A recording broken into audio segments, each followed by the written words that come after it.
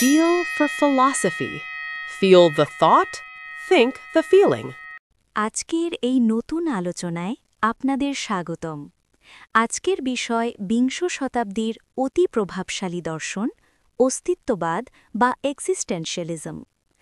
আজ আমরা অস্তিত্ববাদের কিছু মৌলিক ধারণা নিয়ে আলোচনা করব। অনুগ্রহ করে সঙ্গে থাকুন। উপস্থাপনায় ফিল ফর ফিলসফি। আমাদের আজকের এই বিশেষ আয়োজনে স্বাগত। মাঝে মাঝে কি এমন মনে হয় যে আমরা একটা বিশাল মঞ্চে দাঁড়িয়ে আছি, কিন্তু কেউ আমাদের স্ক্রিপ্টটা দিয়ে যায়নি? হ্যাঁ, ঠিক। কি করতে হবে, কি বলতে হবে, কিচ্ছু জানা নেই। একদম। জীবনের অর্থ কি, আমরা এখানে কেন, এই প্রশ্নগুলো যখন মাথায় আসে তখন কেমন যেন একটা শূন্যতা কাজ করে। আজ আমরা ঠিক এই অনুভূতি নিয়েই কথা বলবো, কারণ এই প্রশ্নগুলোই এক দর্শনের কেন্দ্রে রয়েছে, যার নাম অস্তিত্ববাদ বা এক্সিস্টেনশিয়ালিজম। ঠিক তাই। আর দেখুন, এই দর্শনটা কিন্তু শুধু ভারী ভারী বইয়ের পাতায় আটকে নেই। এটা আমাদের জীবনের সঙ্গে একেবারে সরাসরি জড়িত। আমরা আজ সোরেন কিয়েরকেগার্ড, মার্টিন হাইডেগার, জন পল সার্ত্র আর আলবেয়ার কামুর মতো কয়েকজন দার্শনিকের চিন্তার গভীরে যাব। আমাদের উদ্দেশ্য কিন্তু কোনো কঠিন তত্ত্ব মুখস্থ করা নয়, তাই না? না, একদমই না। বরং এটা বোঝা যে কিভাবে তাদের ধারণাগুলো আমাদের স্বাধীনতা, আমাদের দায়িত্ব আর জীবনের ওই যে বললেন শূন্যতা বা আপাত অর্থহীনতা, সেটার মুখোমুখি হতে সাহায্য করে। আমরা দেখব যে শূন্যতার কথা আপনি বললেন, ওটা ভয়ের কিছু নয়, বরং সম্ভাবনার এক বিশাল দরজা। দারুণ একটা ব্যাপার। তাহলে চলুন এই দার্শনিক যাত্রার গভীরে প্রবেশ করা যাক, আর দেখে নেওয়া যাক সেই দরজা খুলে আমরা কি খুঁজে পাই। অস্তিত্ববাদ নিয়ে কথা বলতে গেলেই একটা খুব বিখ্যাত লাইন শোনা যায়, অস্তিত্ব সারসত্তার পূর্বগামী, বা এক্সিস্টেন্স প্রিসিডস এসেন্স। কথাটা শুনতে কেমন যেন একটা ধাঁধার মতো। এর আসল মানেটা কি? হ্যাঁ, লাইনটা জন পল সার্ত্রের, আর এটা দিয়েই পুরো অস্তিত্ববাদের দরজাটা খোলা যায়। শুনতে জটিল লাগলেও এর পেছনের ধারণাটা বেশ সহজ।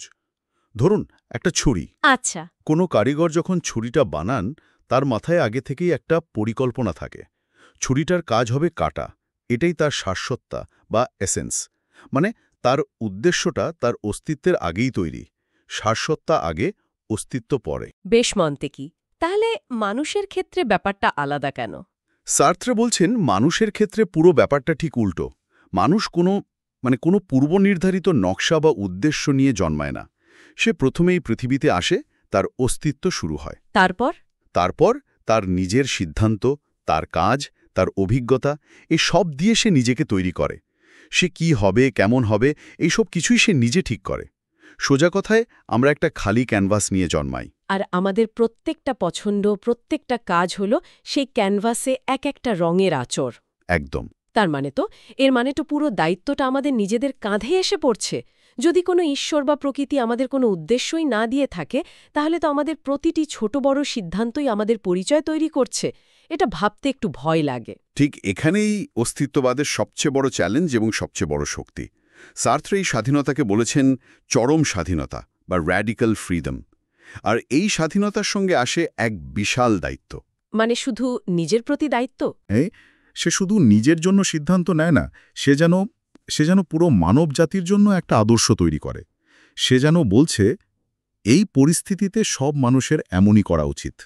এক মিনিট, এই ধারণাটা কি একটু বেশি চরমপন্থী মনে হয় না? মানে আমি সকালে কফি খাবো না চা খাবো, এই সিদ্ধান্ত দিয়ে কিভাবে মানবজাতির জন্য আদর্শ তৈরি হচ্ছে? হা, খুব ভালো প্রশ্ন। না, সার্ত্রা নিশ্চয়ই প্রতিদিনের এই ছোটখাটো পছন্দের কথা বলছেন না। তিনি সেই সিদ্ধান্তগুলোর কথা বলছেন যা আমাদের মূল্যবোধকে প্রকাশ করে। যেমন আপনি কি একটা কঠিন পরিস্থিতিতে সত্যতার পথ বেছে নেবেন নাকি মিথ্যার আশ্রয় নেবেন? আপনি কি অন্যের বিপদে এগিয়ে যাবেন নাকি এড়িয়ে যাবেন? এই ধরনের সিদ্ধান্তগুলোই আপনার সারসত্তা তৈরি করে।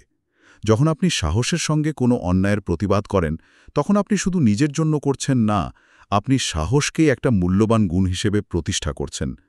এই অর্থেই আপনার পছন্দগুলো সার্বজনীন হয়ে ওঠে। আচ্ছা, এবার পরিষ্কার হলো। তাহলে এই যে স্বাধীন চেতনা, যা আমাদের জড়বস্তু থেকে আলাদা করে, সার্ত্র বা হেডাইগারের মতো দার্শনিকরা এটাকে কিভাবে দেখেছেন?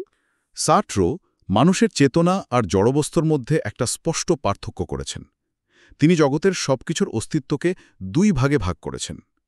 এক ধরনের অস্তিত্ব হল জড়বস্তুর, যেমন এই টেবিলটা বা একটা পাথর। যাদের কোনো চেতনা নেই, কোনো সম্ভাবনা নেই। ঠিক, যা আছে তাই। সার্ত্র একে বলেছেন বিষয়ে অধিষ্ঠিত বিষয়। অনেকটা কম্পিউটারে হার্ড ড্রাইভের মতো, যেখানে ডেটা ভরা আছে কিন্তু নিজে থেকে কিছু ভাবতে বা বদলাতে পারে না। একদম দারুণ উপমা। আর দ্বিতীয় প্রকার অস্তিত্ব হল মানুষের, যার চেতনা আছে, যে প্রতিনিয়ত নিজেকে বদলে ফেলতে পারে। সার্ত্র একে বলেছেন বিষয়ের জন্য বিষয়। আর তার মতে মানুষের চেতনা আসলে এক ধরনের শূন্যতা। শূন্যতা? আমাদের চেতনার শূন্যতা কেন হবে? এটা শুনতে তো খুব নেতিবাচক লাগছে। নেতিবাচক শোনালেও সার্ত্র এখানে খুব ইতিবাচক অর্থেই ব্যবহার করেছেন। শূন্যতা মানে এর কোনো নির্দিষ্ট আগে থেকে তৈরি করা আকার নেই। ওই যে খালি ক্যানভাসের মতো। ঠিক তাই। এটা কিছু না বলেই এখানে যে কোনো ছবি আঁকা সম্ভব। এই শূন্যতাই আমাদের কল্পনা করার, নতুন কিছু সৃষ্টি করার, নিজেকে অতিক্রম করে যাওয়ার ক্ষমতার উৎস। একটা পাথরের মধ্যে কোনো শূন্যতা নেই, তাই সে চিরকাল পাথরই থাকবে। কিন্তু মানুষের চেতনা তাকে অসীম সম্ভাবনা দেয়। হাইডেগারের চিন্তাভাবনাও তো এর কাছাকাছি, তাই না? হ্যাঁ, হাইডেগার প্রায় একই কথা বলেছেন, শুধু তার ভাষাটা একটু ভিন্ন। তিনি বলেছেন মানুষ কখনো একটা সম্পূর্ণ জিনিস নয়, সে হল কতকগুলো সম্ভাবনার কেন্দ্রবিন্দু। সে সব সময় ভবিষ্যতের দিকে তাকিয়ে থাকে আর নিজেকে নিজের ইচ্ছামতো তৈরি করতে পারে। এই হয়ে ওঠার প্রক্রিয়াটাই মানুষের অস্তিত্বের মূল বৈশিষ্ট্য। এই সীমাহীন স্বাধীনতা, নিজেকে তৈরি করার দায়িত্ব, এসব ভাবতে গেলে তো দম বন্ধ হয়ে আসে। সারাক্ষণ যদি এত বড় দায়িত্বের বোঝা মাথায় নিয়ে ঘুরতে হয়, তাহলে তো জীবনটা খুব উদ্বেগজনক হয়ে ওঠার কথা। অবশ্যই। আর অস্তিত্ববাদীরা এই অনুভূতিটাকে অস্বীকার করেননি, বরং একে খুব গুরুত্ব দিয়েছেন। হাইডেগার একে বলেছেন অস্থিরতা, আর সার্ত্রে বলেছেন মনস্তাপ। এটা কি সাধারণ ভয়ের মতো? না, এটা কোনো সাধারণ ভয় নয়, যেমন সাপ দেখে ভয় পাওয়া। এটা হলো স্বাধীনতার গভীরতা উপলব্ধি করার পরের অনুভূতি। যখন একজন মানুষ বুঝতে পারে যে তার জীবনের কোনো তৈরি করা পথ নেই এবং তার প্রতিটি পছন্দের জন্য সে নিজেই দায়ী, তখন যে মাথা ঘুরিয়ে দেওয়া অনুভূতিটা হয়, সেটাই মনস্তাপ। তাহলে এই মনস্তাপ থেকে বাঁচার উপায় কি? মানুষ কি সারাক্ষণ এই উদ্বেগের মধ্যে থাকে? না, বেশিরভাগ মানুষই এটা থেকে পালানোর চেষ্টা করে। আর এই পালানোর জন্য তারা এক ধরনের আত্মপ্রবঞ্চনার আশ্রয় নেয়। সার্ত্র এই অবস্থাকে একটা দারুণ নাম দিয়েছেন, মভেস ফ। বাংলায় যাকে বলা হচ্ছে খারাপ বিশ্বাস। হ্যাঁ, ব্যাড ফেইথ বা খারাপ বিশ্বাস। এটা ঠিক কী রকম? কোনো উদাহরণ দিয়ে বোঝানো যায়? সার্ত্র নিজে একটা অসাধারণ উদাহরণ দিয়েছেন। ধরুন আপনি একটা ক্যাফেতে বসে আছেন, ওয়েটার আপনার অর্ডার নিতে এলেন। তার হাঁটা চলা, কথা বলার ভঙ্গি সবকিছু একটু বেশিই নিখুঁত, যেন সে অভিনয় করছে। দেখেছি এরকম। সে এমনভাবে আচরণ করছে যেন তার জন্মই হয়েছে একজন ওয়েটার হওয়ার জন্য, যেন এটাই তার একমাত্র পরিচয়। সার্ত্র বলছেন এই ওয়েটার আসলে খারাপ বিশ্বাসের মধ্যে আছে। সে তার অসীম স্বাধীনতা আর সম্ভাবনার কথা ভুলে গিয়ে নিজেকে একটা জড়বস্তুর মতো, একটা নির্দিষ্ট ভূমিকার মধ্যে আটকে ফেলছে। তার মানে সে ভান করছে যে তার আর অন্য কিছু হওয়ার উপায় নেই, যাতে পছন্দের ভার বহন করতে না হয়। আমরা তো হরামেশাই এটা করি। ঠিক ধরেছেন। যখন বলি আমার আর কিছু করার ছিল না, বা চাকরির জন্যই এটা করতে হচ্ছে, বা সমাজের নিয়মই এমন। একদম। শুধু ওয়েটার কেন, আমরা সবাই এটা করি। অনেক সময় আমরা নিজেদের স্বাধীনতার ভার এড়ানোর জন্য এমন অজুহাত দিই। কিন্তু সার্ত্রের মতে সবচেয়ে বড় পরিহাস হল এই যে স্বাধীনতাকে অস্বীকার করার চেষ্টা। এটাও আসলে আমাদের স্বাধীনতারই একটি প্রকাশ। মানে পালিয়ে যাওয়ার সিদ্ধান্তটাও তো একটা স্বাধীন সিদ্ধান্ত। ঠিক তাই। বাহ, এটা তো একটা ফাঁদের মতো। কিন্তু একজন মানুষ যদি এই খারাপ বিশ্বাসে আশ্রয় না নেয়, যদি সে তার স্বাধীনতার মুখোমুখি হয় আর তারপর এই বিশাল নীরব মহাবিশ্বের দিকে তাকিয়ে প্রশ্ন করে কেন, তখন কি হয়? এখানেই তো আলবের কামুর দর্শন প্রাসঙ্গিক হয়ে ওঠে, তাই না? একদম। যে পালায় না, যে এই স্বাধীনতার বোঝা নিয়ে মহাবিশ্বের দিকে তাকায় আর কোনো উত্তর পায় না, তখন আর একটা গভীর সংকটের জন্ম হয়। আলবেয়ার কামু একেই বলতেন অ্যাবসার্ড। অ্যাবসার্ড বা অর্থহীনতা। তার মানে কি কামু বলছেন যে এই জগৎটা অর্থহীন? এখানে একটা সূক্ষ্ম পার্থক্য আছে। কামু বলছেন না যে জগৎটা নিজে থেকে অর্থহীন, বরং অ্যাবসার্ড হলো একটা সংঘাত। একদিকে আছে অর্থ খুঁজে পাওয়ার জন্য মানুষের তীব্র আকাঙ্ক্ষা, আর অন্যদিকে আর অন্যদিকে আছে এই মহাবিশ্বের যুক্তিহীন শীতল নীরবতা। এই দুয়ের মধ্যে যে বিবাহ বিচ্ছেদ বা অমিল, সেটাই হল অ্যাবসার্ড।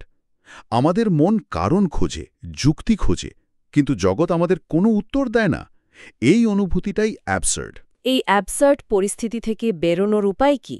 মানুষ যখন এই ভয়ঙ্কর সত্যের মুখোমুখি হয় তখন সে কি করে? কামর মতে বেশিরভাগ মানুষ দুটো ভুল পথ বেছে নেয়। প্রথমটা হল শারীরিক আত্মহত্যা। জীবনটা অর্থহীন মনে হওয়ায় তা শেষ করে দেওয়া।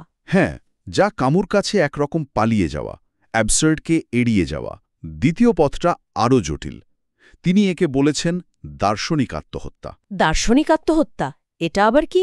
এটা হল কোনো ধর্ম বা মতাদর্শের ওপর অন্ধভাবে বিশ্বাস স্থাপন করে এই কঠিন সত্য থেকে পালানো।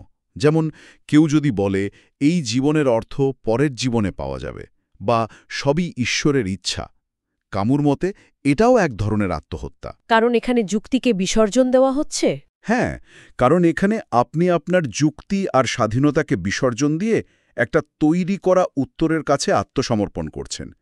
কিয়েরকেগার্ডের বিখ্যাত বিশ্বাসের লাফ বা লিপ অফ ফেথকে কামু ঠিক এই কারণেই এক ধরনের দার্শনিক আত্মহত্যা বলে মনে করতেন। তাহলে আত্মহত্যাও নয়, অন্ধবিশ্বাসও নয়। তাহলে সঠিক পথ কোনটি? কামুর মতে তৃতীয় এবং একমাত্র সৎ পথ হল বিদ্রোহ, রিভল্ট। বিদ্রোহ? হ্যাঁ, অ্যাবসার্ডকে অস্বীকার না করে বা তার কাছে আত্মসমর্পণ না করে তাকে মেনে নিয়ে তার বিরুদ্ধে অবিরাম বিদ্রোহ করে বেঁচে থাকা। অর্থহীন জেনেও জীবনের প্রতিটা মুহূর্তকে তীব্র আবেগ আর স্বাধীনতার সঙ্গে যাপন করা। এটাই হল অ্যাবসার্ডের মুখোমুখি দাঁড়ানোর একমাত্র খাঁটি উপায়। কামুর এই বিদ্রোহের ধারণাটা কিন্তু দারুণ শক্তিশালী। তার মানে অর্থহীনতার মধ্যেই অর্থ খুঁজে নেওয়ার একটা উপায় আছে, হাল ছেড়ে দেওয়ার কোনো সুযোগ নেই। হ্যাঁ, এই বিদ্রোহের তিনটি ফল: স্বাধীনতা, আবেগ এবং প্রতিবাদ। আর এই বিদ্রোহের সবচেয়ে শক্তিশালী ছবিটা আমরা পাই সিসিফাসের পৌরাণিক কাহিনীর মধ্যে।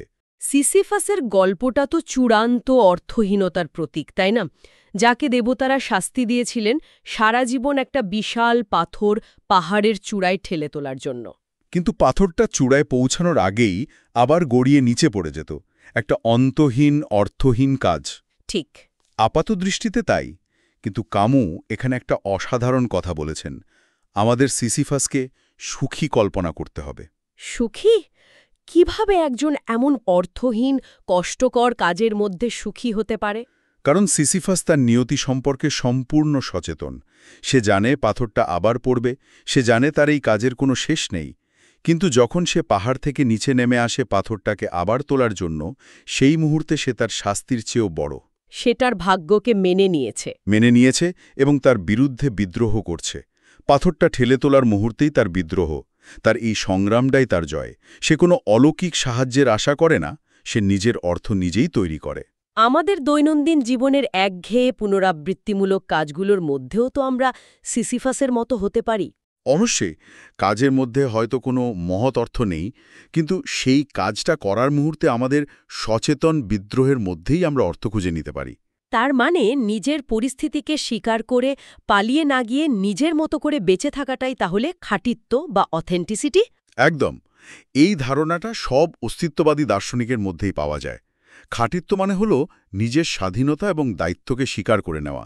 সমাজে চাপিয়ে দেওয়া পরিচয়, যেমন তোমাকে ডাক্তার হতে হবে বা মেয়েরা এমন হয়, এইসব প্রত্যাখ্যান করে নিজের মূল্যবোধ নিজে তৈরি করা। হাইডেগারও তো এমন কিছু বলেছিলেন, তাই না, মৃত্যু নিয়ে? হ্যাঁ, হাইডেগার যেমন বলেছেন, যখন একজন মানুষ নিজের মৃত্যুর অনিবার্যতাকে স্বীকার করে, তখন সে জীবনের ছোটখাটো অপ্রয়োজনীয় জিনিসগুলো থেকে মুখ ফিরিয়ে এক খাঁটি অস্তিত্বের দিকে জেগে ওঠে। তাহলে পুরো আলোচনাটা একটা জায়গায় এসে দাঁড়াচ্ছে। অস্তিত্ববাদ আমাদের বলছে জগৎ আমাদের কোনো তৈরি করা অর্থ বা সান্ত্বনা দেবে না, কিন্তু এটাই সম্ভবত আমাদের সবচেয়ে বড় শক্তি। ঠিক তাই, কারণ সেখানেই আমাদের স্বাধীনতার জন্ম।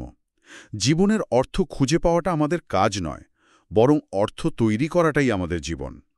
সার্ত্রে, কামু, হাইডেগারের মতো দার্শনিকরা হয়তো আমাদের কোনো সহজ উত্তর দেননি, কিন্তু তারা আমাদের একটা আয়না দিয়েছেন।